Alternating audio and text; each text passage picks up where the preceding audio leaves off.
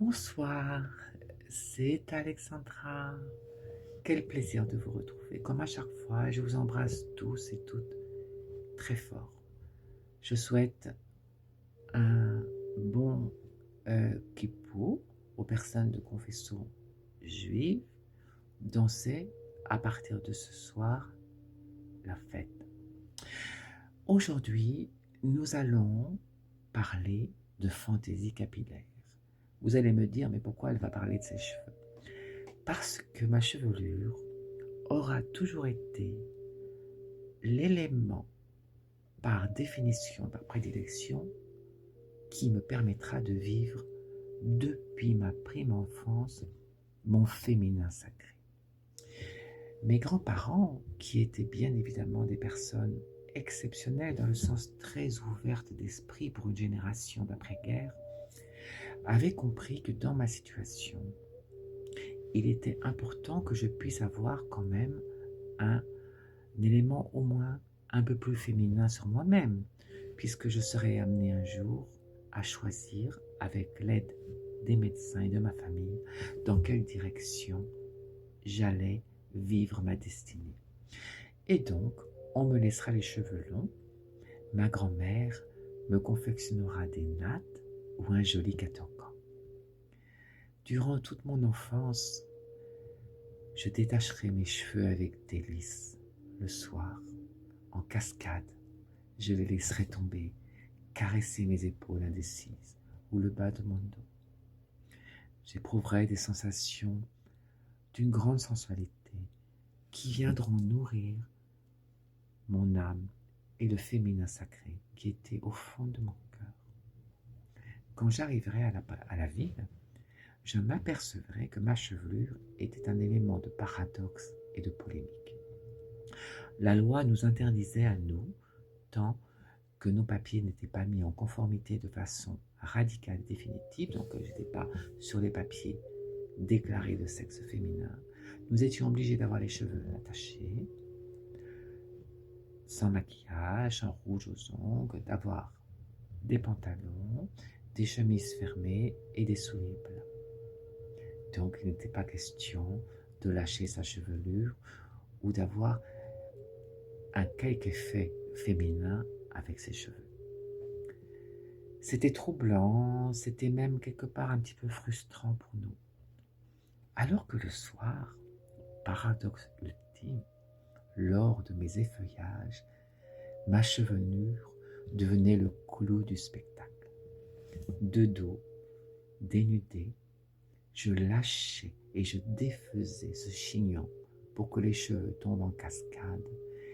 Je me mettais de profil avec un bras et une main, je masquais mes seins et avec un jeu de jambes joliment exécuté, je masquais mon pubis. Car à cette époque-là, il pouvait y avoir dans la salle la mondaine et toute nudité, quelle hypocrisie, puisque je faisais des feuillages, était interdite et on pouvait nous emmener pour outrage. Donc nous, les artistes, nous avions toutes sortes de stratagèmes pour ne pas être prises à partie par les hommes de loi, qui ne manquaient pas une occasion d'ailleurs de venir nous regarder. Mais enfin, ça, c'est une autre histoire. J'ai rencontré toutes sortes de femmes formidables. Hier, je vous ai parlé de Jacqueline Dufresnoy, qui m'apprendra à faire toutes sortes de chignons surdimensionnés. Mais ce soir, je vais vous parler aussi de la grande Brigitte, qui a la madrague alors que je m'occupais de ces animaux avec elle, comme je vous l'ai déjà évoqué, je crois, dans une vidéo. Parce que Brigitte était l'amie de Madame Choucroune, chez qui je travaillais, donc Régine. La grande Brigitte m'apprendra à piquer toutes sortes de fleurettes qu'elle cueillait, des fleurs fraîches, dans sa propriété, et elle me fera comme ça des coiffures déstructurées pleines de jolies fleurs, de fleurs avec des effluves qui sentaient bon les prairies et le pâturage. Mes cheveux seront toujours pour moi un élément qui me protégera contre l'adversité, contre le monde extérieur. Il y a 10 ans en arrière, j'ai déclenché un cancer du poumon. Et je suis de tout cœur avec toutes les femmes du monde qui traversent cette étape difficile. Tous mes cheveux sont tombés. Et mes amis du château d'eau m'ont confectionné toutes sortes de jolies perruques en cheveux naturels. Des cheveux courts, puis des cheveux mi-longs, etc. Des jolis carrés. Et quand mes cheveux ont repoussé, ils étaient tout à fait différents. J'avais à la base des longs cheveux fins, raides, d'un blond, disons, plutôt cendré. Et là, j'avais des cheveux plutôt grisonnants, épais, voire crépus, en tout cas très, très denses.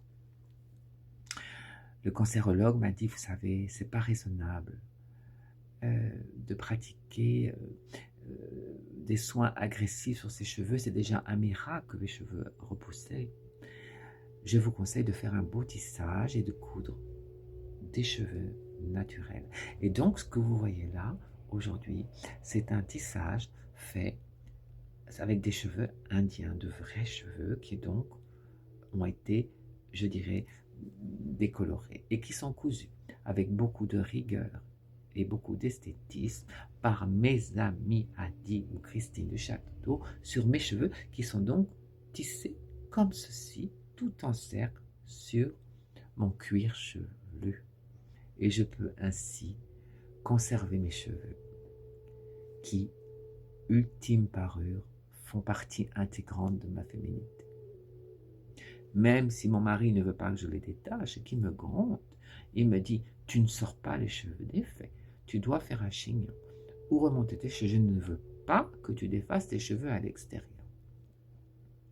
Toute ma vie, j'ai dû vivre ce paradoxe. D'un côté, sur scène, tout le monde voulait me voir avec cette chevelure extravagante qui balayait ma nudité, qui habillait mon corps dénudé avec de jolies lumières, et de l'autre côté, on m'interdira en permanence, je dirais, de dénouer mes cheveux en public. Voilà ce que je voulais vous raconter. C'était une fantaisie capillaire. C'était l'histoire, je crois, de beaucoup de femmes qui vivent ce paradoxe. Je vous embrasse tous très fort. Alexandra.